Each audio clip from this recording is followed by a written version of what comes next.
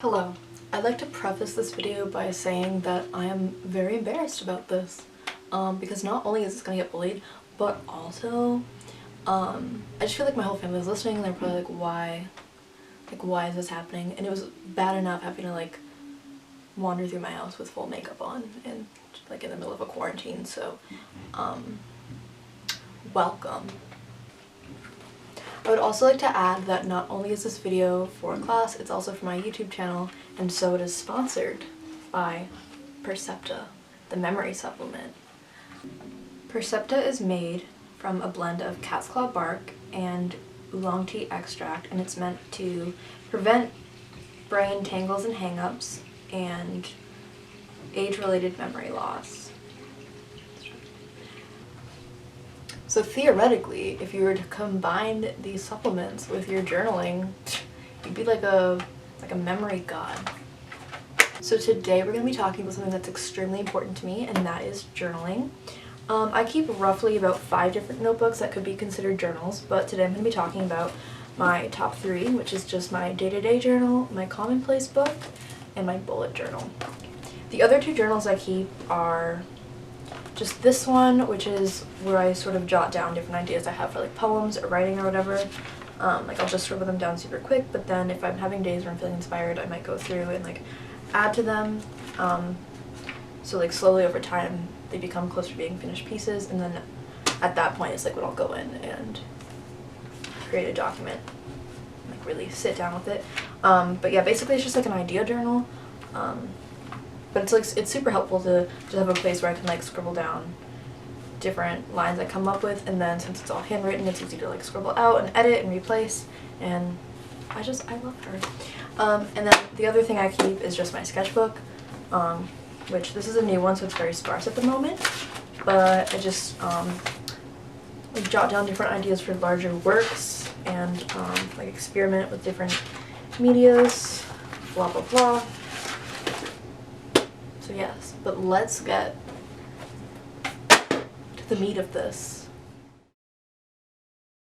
So the first method of journaling that I'm going to be talking about is my day-to-day thought journal, which is essentially just a diary. And I've been keeping a diary like ever since childhood, and they just sort of progress as the years go on.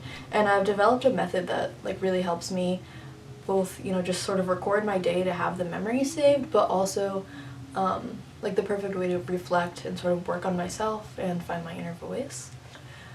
So basically what I do is I try to every night sit down and just like write about what happened during the day, but when I write about an event I sort of explain not only the event but like what I felt during each time, and I try to like include not only my own perspective, but I try to think about like the perspectives of other people during that event, and just like going beyond just stating what happened and, you know, just sort of bringing in all of your thoughts and feelings around it could help you identify different triggers, which that's something that definitely has worked wonders for me. Just like being able to identify like when I'm feeling most anxious, and that sort of then will help you dig deeper into why. And so then as you sort of start to dig into those triggers, you could then experiment with, you know, how to overcome them, and then go back to the journal and sort of write down like how that went for you. So being able to dig into your mind that way definitely helps relieve like a ton of stress and anxiety. It's definitely not the end-all be-all for relieving stress and anxiety, but it definitely has played a major role in helping me cope with mine, so I highly recommend it. Keeping a daily journal also helps us to be honest with ourselves and sort of find our authentic voice. And it just sort of gives us like the platform to step away from technology and other people's views and really discover like what our own views on things are, because just sort of basing them off like what we see on social media isn't very authentic. So being able to just sort of be honest with yourself and like dive in and just talk about something with just yourself definitely helps to find, you know, how you really view a situation.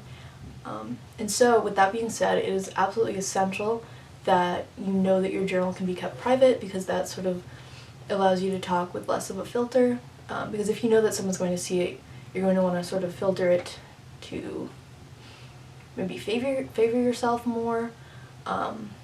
So just make sure that you can have a way to journal knowing that no one will see it, because I think that will encourage you to be a lot more honest in it.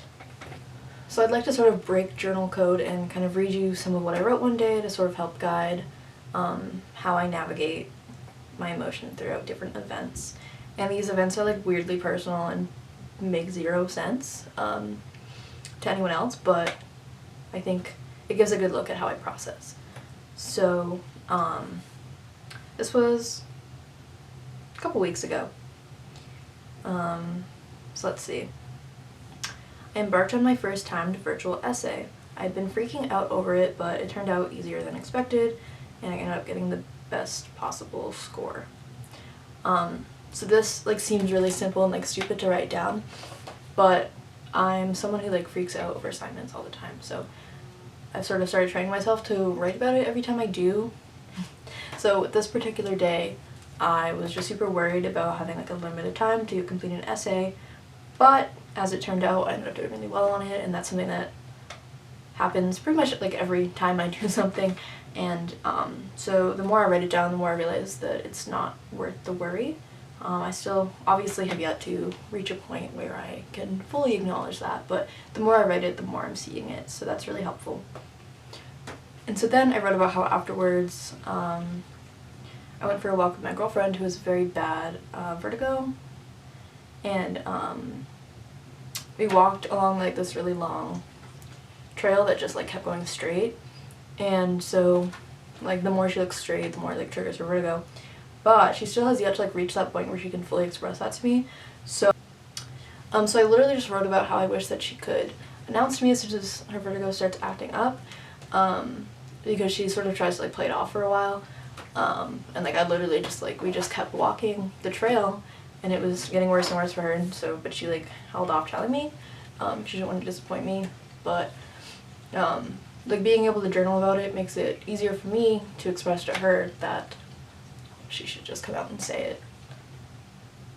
So just being like stupidly specific like that, like it seems like, you know, something not necessarily interesting to write about, but just sort of understanding our feelings during even little moments like this is really helpful.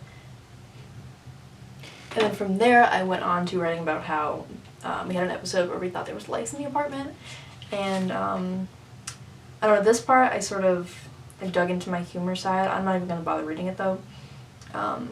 But that brings me to another point. Not only do I like to write about how I'm processing things in my journal, but I also use it as an opportunity to just improve my overall writing skills. So yeah, I like to go from, you know, parts of my entry I'll be very forthcoming and just be like, this happened and I felt this, blah blah blah. But then if a particular event is more interesting, I'll sort of lean into the details, or, you know, sort of bring out like my writing voice with that, and that's definitely improved my writing a lot. So yeah, I don't know, I have a couple pages of like all of the crap that we went through, because we thought there was lice, but it turned out that there was no lice.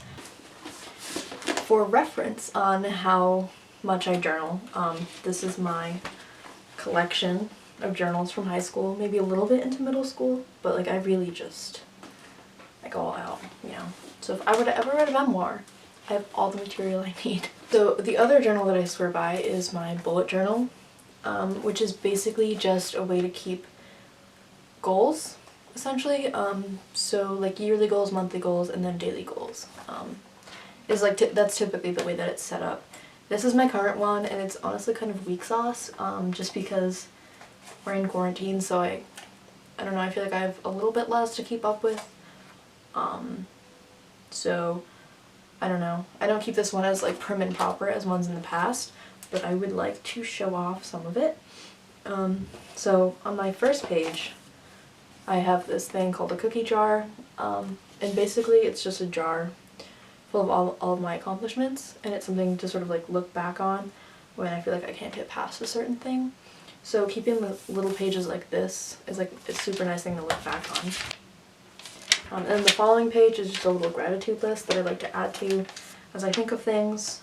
And then I have just a few 2020 goals, books I want to read, my wish list, and art ideas, writing ideas, and video ideas. And so just keeping like the list like that in the front just helps me sort of organize my thoughts. So then as we go into each month, I create a separate page to sort of separate them.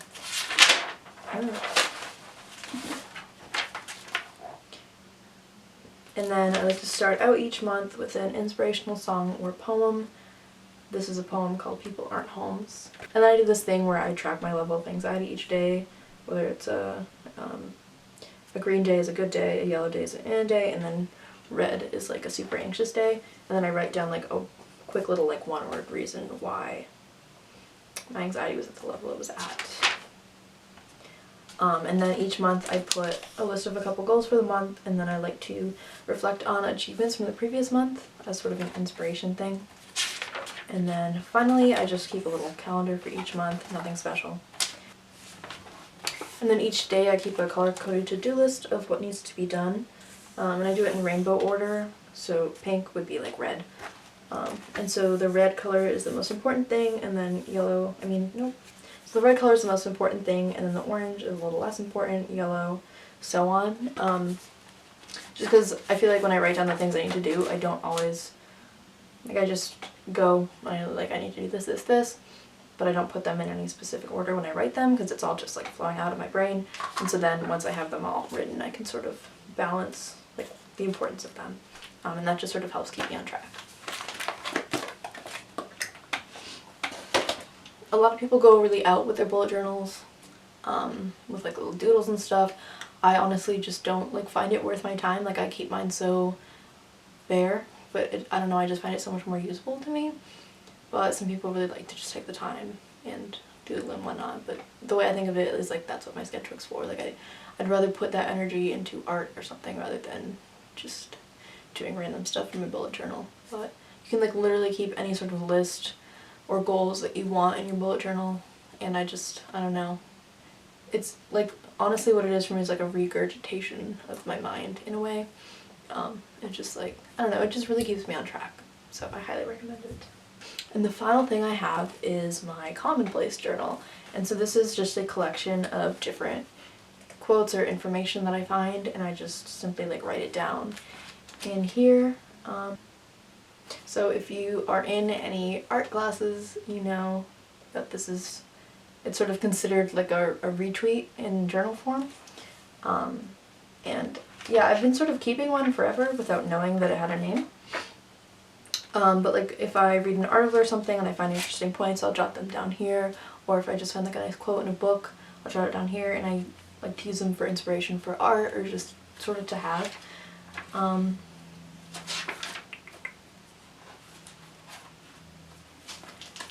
And then like once I feel like I've sort of taken all the information out of a page, I just like, I fold it so I still have it, but I don't, it sort of, you know, leaves my space.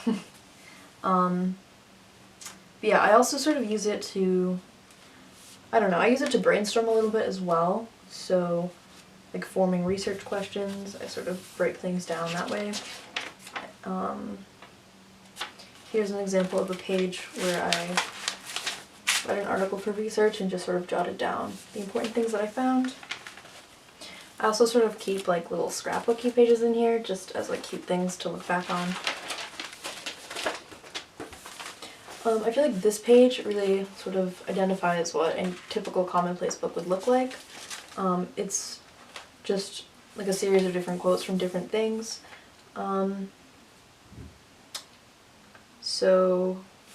Right here I have two different artists who I like discovered just online and was very inspired by, and I didn't want to lose their names, so I just wrote them here and like what they work with.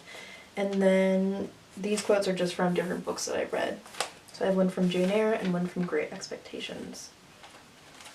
So yeah, I don't know, anytime I find something that inspires me or I just want to save, I just throw it in this notebook, and it's honestly like the best thing ever. Thank you so much for watching me in my journals. Peace.